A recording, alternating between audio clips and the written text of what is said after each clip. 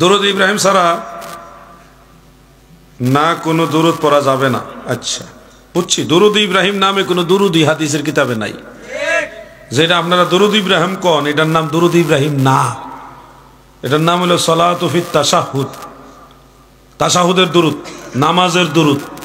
এটার নাম বানাইছে দুরূদ ইব্রাহিম। কইতে কইতে হগলি কয়, আসলে এটার নাম দুরূদ ইব্রাহিম নয়।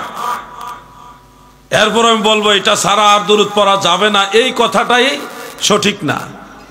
আমাদের নবীজির হাদিস শরীফ আপনি যখন পড়েন ক্বালা রাসূলুল্লাহি, এরপরে কি সাল্লাল্লাহু আলাইহি ওয়াসাল্লাম, এটা কি দুরূদ ইব্রাহিম পড়ছেন?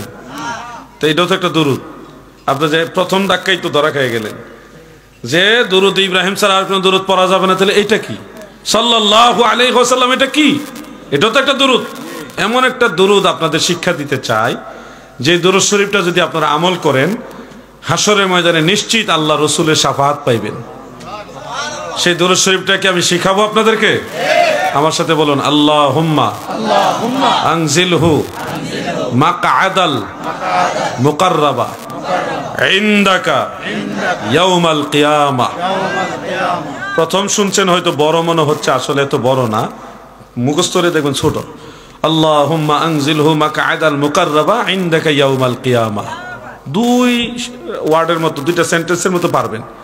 আল্লাহুম্মা এটা তো মুখস্থই সবার, আল্লাহুম্মা মুখস্থ না, ইয়াউমাল কিয়ামা এটাও মুখস্থ। তো মাঝখানে দেখেন আল্লাহুম্মা আনজিলহু মাকআদাল মুকাররাবা ইনদাকা ইয়াউমাল কিয়ামা। এইটুকু দুরূদ যদি নিয়মিত দৈনিক, একেবারেই না পারেন একবার হইলেও যদি নবীজির উপর পড়েন দৈনিক, আল্লাহর হাবিব বলেন ওয়াজাবাত লাহু শাফাআতি, তাকে শাফাআত করা আমি রাসূলের জন্য ওয়াজিব হয়ে যাবে। এই দুরূদ শরীফটা আরেকবার বলি আপনাদের স্মরণ থাকার সুবিধার জন্য। বলুন আল্লাহুম্মা আনজিলহু মাকআদাল মুকাররাবা ইনদাকা ইয়াউমাল কিয়ামা। ছোট্ট একটা দুরূদ, অন্ততপক্ষে একবার হইলো দিনে পড়বেন। যত বেশি পড়া যায় ততই লাভ, কিন্তু একবার হইলো পড়বেন। আল্লাহ আমাদের আমল করার তৌফিক দেন, আমিন। আসুন দাঁড়ায় নবীজিকে সালাম জানাই, ইয়া নবী সালাম।